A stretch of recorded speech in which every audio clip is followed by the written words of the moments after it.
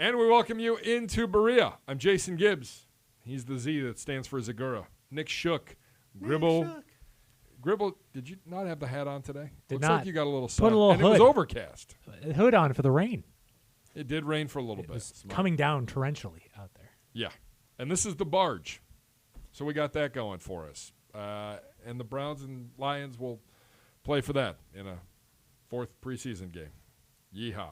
Don't you dare say it's meaningless. I didn't say it. There's always a big story. Will you properly title the game, Gibbs? It's the Great Lakes Classic, okay? GLC, brother. It's going to be classic. Otherwise known as the Battle of the Barge. Thank you. That's what I said. It's the Battle of Barge the Barge Week.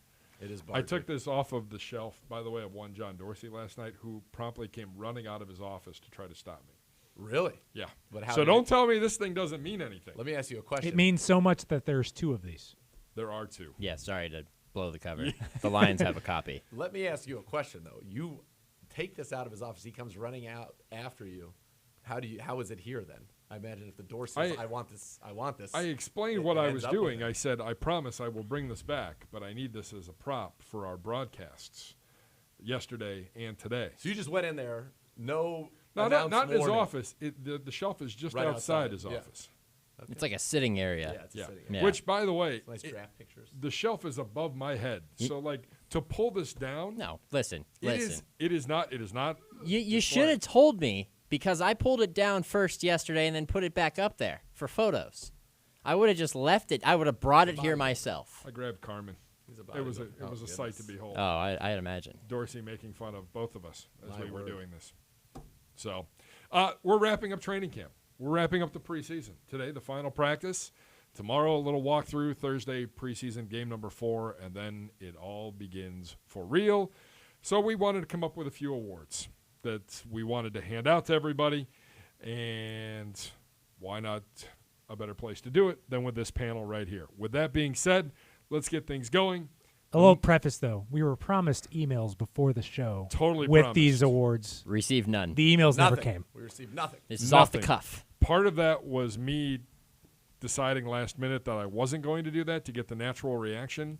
Part of me was also running in 40 different places doing 3 other things. Quality spin zone. Total. Yeah. Total. Passing the buck. Accountability. I You're am saying taking full. just say, you know what? I'm in charge, and I made the decision. Deal with it. Dependability, availability, accountability, reliability. but that's more dependability. He went with Kind of, 3, and then he Did forgot I about even he get forgot any about of those? So availability. then we were at 4. It's really 3. I'm accountable. Yeah. Okay. Crickets. All right. I said, yeah. Yeah. Not. It wasn't a These two, they positive. gave you nothing. It wasn't a positive. I think you're great. Gribble's like, let's go. Let's go. With that being We got a said, 5 o'clock deadline. most outstanding rookie of camp. Gribbs, go. My vote for the Maurice Bassett Award was Greedy Williams, so I'm sticking with Greedy Williams. He did not win the Maurice Bassett Award. That went to Mac Wilson, but I think the effort from basically start to finish to be mostly a first-team cornerback and then filling in now as a second-team corner, it's commendable, especially on a roster like this. I get that there were big plays made elsewhere. He had an interception against Washington. I think he's been really good as advertised. I go with Mac Wilson because of all the interceptions made and the plays made, and also the gradual development that went, kind of from here and then shot up as we got through camp. Leveled off a little bit in the last week or so, but that's okay. I think he stands to make an impact for years to come. Yeah, I'm going to go with Mac Wilson as well. And I think Greedy has been great. To your point, his second-round pick. A lot of people thought a first-round talent. Now, Mac, some would argue probably a second-round talent, late first, goes in the 5th round. So when you have a guy go in the 5th round who comes out and makes an immediate impact the way that he did, the 2 pick sixes in the preseason opener. He had a stretch in camp where in the 5 times that he put on a Browns uniform, he had 5 interceptions. 3 of them were pick sixes. That's pretty ridiculous. I don't know if we'll ever see anything like that again in training camp, let alone from a rookie. So, Mac Wilson. Fluid athlete, they say. We got to do some research, though. When will be the last time the Browns opened a season with none of their draft picks in the starting lineup? Or will they? I don't know. It doesn't look like that. Might be a kicker. Oh, yeah. I'm talking about the 11 and 11. 11 Okay. offense, 11 When defense. is the last time? A long time ago. Probably before the team left. Yeah, Probably. definitely. My vote goes to Taki simply for the energy and the buzz he created his first few days that really got this team on edge right from the get-go. Instigator. I love Taki, but you're ignoring one of the main abilities. Availability. He hasn't been around for a couple of weeks. Yeah, That's totally sad. fine.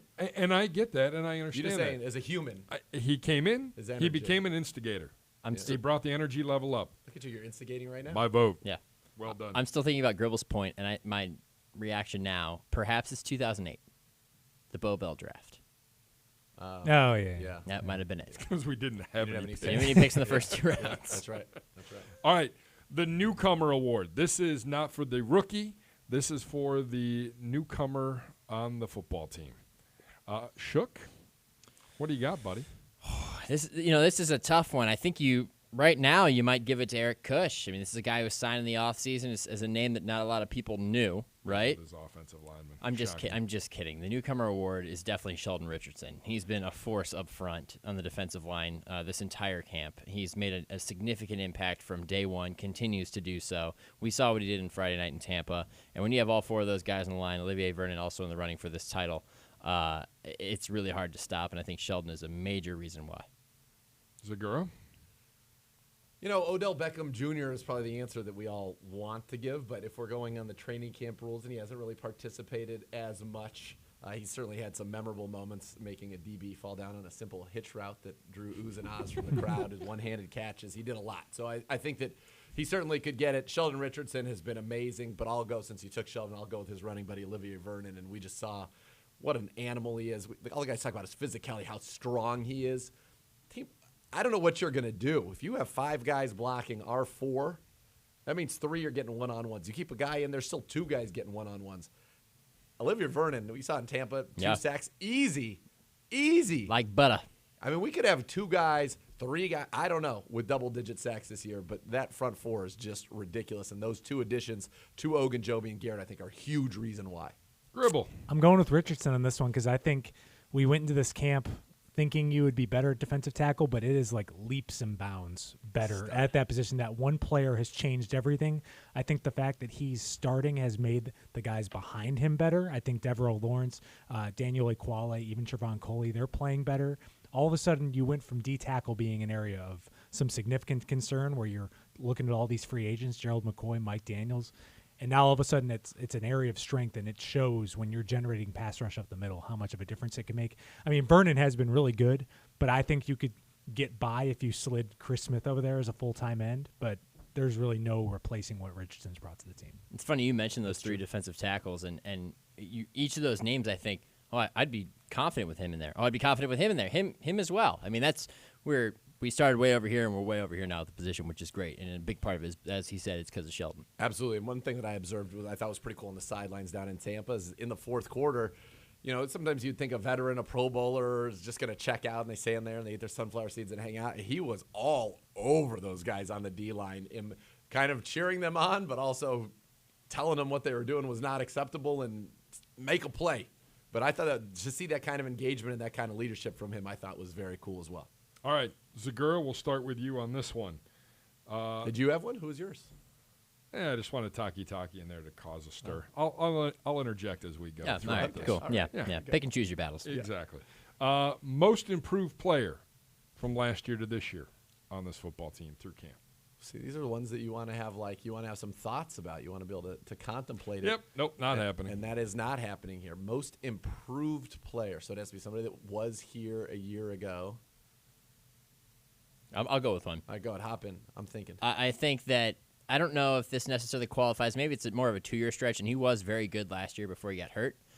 But he's really answered the bell in this camp, and that's Terrence Mitchell. He really got challenged early in camp when Greedy was inserted into the starting lineup, and he responded and has been all over the field and has been consistently effective at the opposite corner position, opposite Denzel Ward for this entire camp. No matter who he's played against, he's brought physicality, which you didn't necessarily expect from him, and he's talked plenty of trash, especially when they were going up against the Colts. He set the tone for them defensively, and he's matched it with his play on the field in every opportunity presented to him, and I'm really confident in him going into this season. He's a stud. I actually thought he was pretty good last year, but you're right. I think he even seems better, and the competition from Greedy Williams has brought the best. As he told us, the cream's going to rise to the top, and like a fine wine, he gets better with age, and so far it certainly looks true. I got one now. Jermaine Whitehead, he was on this roster late last year from where he was then, and you weren't even thinking about him being a guy you were talking about in your starting lineup to now. He's that big nickel in this Steve Wilkes defense, which is going to feature that position. He's made plays. He's looked good. Missed a little bit of time recently, but I think Jermaine Whitehead, in terms of a guy that we weren't expecting much from, to now being a starter and I think a big part of this defense and what it can do, I'm going to have to give him a little acknowledgement as well. I'm going to go with Jermaine Whitehead too. Stole my answer. I mean, he was claimed midway through the season and didn't even really play any defense at all. I mean, he's just now it's just a regular. Even when you go two safeties, I'm seeing him out there a lot. Yeah, and so that's come a long way, and it's just a really good roster find that Dorsey made midway through last year. I want to add a bonus in. Devereaux Lawrence has played really well this camp, and considering he's played one career game, he's made leaps and bounds so far. So hopefully he continues that. I would say Dontrell Hilliard as well.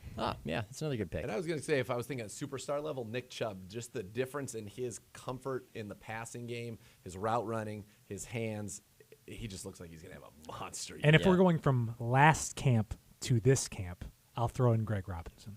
Yeah, that's he was very absent fair. Yeah. really through a He lot of didn't the have his last camp. confidence then. Couldn't Yeah. even really compete for the left tackle job. No. Now he's your guy. Yeah. No. Now we'll have a little fun. Most entertaining coach not named Freddie Kitchens to watch and or listen to on the sidelines. Anybody want to start? Feel free. I will, sure. I mean, I think Ryan Lindley would get probably is the right answer because they have so much fun, he and Baker, and you saw a little bit of that in Building the Browns. But Mike Prefer put on a show in Indianapolis that I don't think the cameras caught or the mics caught, and it's probably for the best, where he was not pleased, and it was one of those situations where I saw it once in practice. He dropped a punt, and out of nowhere, he just turned around and basically let him know under no uncertain terms that if you can't catch the ball, you cannot play for us, and it was said with a little bit more gusto than what I said. But on this sideline, whoo, boy, he was lit. He was not having it. He looked like he was cutting like Terry Funk cutting a wrestling promo for a barbed wire match, and he was ready for blood. That's a great Should you want to comparison follow there. that up? Can I go with Freddie Kitchens? No, not named Freddie Freddie Kitchens. Oh, well, that's going to be a tough one then. James Campen is enjoyable to watch when they do their one-on-ones and he really gets in someone or he gets in someone for missing a block. He has this voice that, and we had him on, so you guys have heard it as well. He's got this voice where if you talk to him face-to-face, you would have a hard time imagining him getting really riled up and screaming. And there was a good clip of it on Building the Browns, too, when they were in Indy, where he just, let somebody have it in the middle of the game after a touchdown. And Lindley, pointed it out. Listen to Campy right now. This is great. He's like that in practice a lot. And it's enjoyable to sit back and kind of hear him get after guys when they need to be better than they are. I've got two picks for this one. One is Joe Witt at the back end of the defensive backfield. He's making corrections and talking after every single play. And one of my favorite moments, and this was not one of Joe Witt's favorite moments, but when I think there was a play that came by his area and a guy just ran right by him, and he just kind of drops his head just in such frustration. It was just the body language just showed how invested he was into it. My close second is Jeff Blasco, the assistant offensive line coach. Great. He is like the muscle in that group. Right. Every play Fired up. he found someone that did something wrong, and you hear him as much as you hear Freddie on the field. I would go Stump Mitchell. Fear the beard. I watched a fracas break out, and who got in the middle of that and ended up starting to shove players back and wanted to throw. Dude was ready to throw down with guys in full gear. Well, and his beard is just Stump Mitchell. biblical. You don't want any part of that. He's not afraid Awesome. to let running backs know when they've messed up, Yo. too. I mean, you can hear him. I agree. All right. Next one is the moment of the preseason. What's the one moment from the preseason, from training camp, that stood out to you, that you'll remember, that you'll take away? I mean, Outside of sitting in the middle of a cornfield in Indianapolis. and getting attacked by bugs in a garage. Correct. Yeah. The obvious one's Damon Sheehy-Giuseppe's punt return, right? I mean, it was at the end of a game that the Browns pretty much had in hand, and that was just a clincher, and it was also just the capper to his, fantastic story and how he's gotten to this point. And whether or not he makes the team, I think his story is still set. I mean, I think it's a good enough movie, or it's a good enough story for Hollywood. I mean, the script is there, and I think that was just the clincher to it, and it was a great moment. For me, I'm going to go to Indianapolis in that cornfield. I remember just talking with Freddie after those joint practices, and he was so happy, and I hadn't seen him that happy after the second day of joint practices, and I said, why are you so happy? Is it because we, kind of whooped up on the Colts? He said, no, because we became a team today. And so that moment to me is when I really felt that things were galvanized, and I'll look back at that moment if this team achieves what we wanted it to, that hard training camp, all those padded practices, those joint practices, that was the moment when they're like, all right, we're ready. Now, that seems like 8 years ago, and I can't believe we're still not to the regular season, but that was the moment for me when I was like, all right, these guys got it. I've got two close picks. One is the first drive against the Redskins when Baker and the offense marched down the field without even Odell and Jarvis, and you got to see a sneak peek of what they can do. And then last week in Tampa, the back-to-back plays where Miles and Vernon both could have sacked Jameis on the same play, and then followed up by Sheldon just blowing up the line on the next play. I mean, that showed just you're going to go – again, granted, Tampa Bay's offensive line isn't exactly striking fear in anyone, but that's a starting offensive line that you just dominated in a back-to-back play stretch. And for this team to be really, really good, that defense has to do that, and I think that it showed that it has that capability. The one it was either Saturday or Sunday, that first weekend in pads. The offense hadn't looked real crisp, and then they decided to go 2-minute at the end of the practice, unscripted, and Baker went bang, bang, bang. I think it was Jarvis, Odell, Jarvis. Touchdown. Yeah. And I remember looking at Jim Donovan next to me, and he was like, so that's what we're going to see this year. And yes. I said yes. And it was that aha moment that came together. So, all right, offensive camp MVP. Tough one, Nick gentlemen. Chubb. Yeah. Nick Chubb. It's Nick Chubb. That's consensus. Dominant. Wow. It's not glamorous, but he came in and was consistent, and he was available, and he was reliable. He was dependable. I mean, he was everything Freddie Kitchens wanted. You can ask him about any player on the team. He's probably not going to be more positive about anybody than Nick Chubb, and it's for good reason, and I'm excited to watch him play this year. I don't think Freddie went into this preseason thinking he was going to not play Nick Chubb in the second or third preseason game, but Chubb earned that. He basically showed his value, like, we can't put this guy on the field. He loves Nick Chubb so much. He was like, I don't want to think about Nick Chubb. Because when we asked him, I remember in the production meetings, we're like, who's playing? He's like, this guy, I haven't decided. And he goes, I don't think I'm going to let Nick Chubb out there. I just don't. He's played one series, and that's all you need to see him. That's it. And when he gave him the one carry on that series, we're all like, oh, God, Yeah. no. Careful, Nick Chubb. Draw for Gannon. Defensive cap MVP. I mean, Myles Garrett's been the most dominant player on the field every time he's been on the field. So I would say him. But if I were to go, not Myles, not obvious, I think Money Mitch has had the best camp of anybody, which Nick Shook pointed out earlier. Yeah, I want to agree with that. And I've spent a lot of the camp on the defensive side of the ball just watching the front four. I want to give a lot of credit to Larry Ogunjobi for the way he's fit in with these new guys on the defensive line, because he's the one guy that doesn't get talked about in this group. And Miles said it months ago that he expects Larry to join him at the Pro Bowl this year. And quite frankly, I think he's got the ability to do it. Yeah. And especially alongside these guys, I think he's making the most of his situation here and should have a good season. It's Miles. He's been the MVP on this defense for the last 2 years. He's the best. He's one of the best defensive players in the league, and he didn't have to practice every day to show that. But when he turned it on, you really couldn't stop him. We got the guys through the preseason. Bubble wrapped, not necessary. We got them through. Everybody's upright. Let's begin the 2019 season. Let's go. Yes. For Andrew Gribble, for Nick Shook, for Nathan Zegura, thank you for watching or listening to the podcast all training camp long. We'll be back with you in the regular season. Some form of the BPA is coming back. We're working through those details. We look forward to having you on board. Make sure you get this podcast or any of our BPAs from training camp wherever you get your podcast or by logging on to clevelandbrowns.com. This has been the best